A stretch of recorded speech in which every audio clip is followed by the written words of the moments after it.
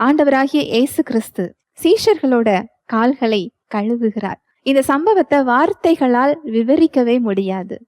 இத நம்ம ஆவியில புரிந்து கொள்ளணும். அப்பதான் அவருடைய செயலோட ஆழத்தை நம்மளால அறிந்து கொள்ள முடியும்.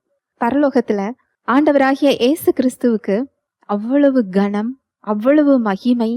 மூப்பர்களும் பரிசுத்தவான்களும் வான தூதர்களும் பரிசுத்தர் பரிசுத்தர் பரிசுத்தர் சொல்லி 24 மணி நேரமும் அவரை புகழ்ந்து பாடிக்கிட்டே இருக்கிறாங்க. அந்த ஸ்தானத்துக்கு உரியவர் தன்னுடைய சீஷர்களின் கால்களை கழுவுகிறார். கால்களை கழுவுகிறது அப்படிங்கிறது ஒரு வேலையால் செய்கிற ஒரு வேலையை அது குறிக்கிறது இல்லையா? அப்படின்னா அது ஒரு அந்தஸ்தை குறிக்கிறது.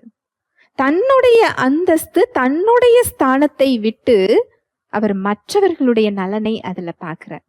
தன்னோட அந்தஸ்து அது பார்க்கல, தன்னோட இடத்தை அது பார்க்கல. தேவ அன்பு தாழ்மையோடு இருக்கும்.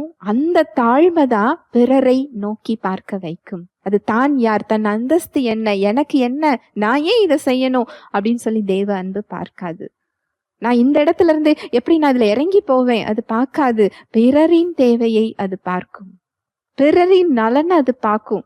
இந்த அன்பை அவரிடத்துல நாம பெற்றிருக்கிறோம். இந்த அன்பை நம்ம மற்றவர்களுக்கு கொடுக்க கடனாளிகளாக நாம இருக்கிறோம். ஹல்லேலூயா, பிரைஸ் தி லார்ட்.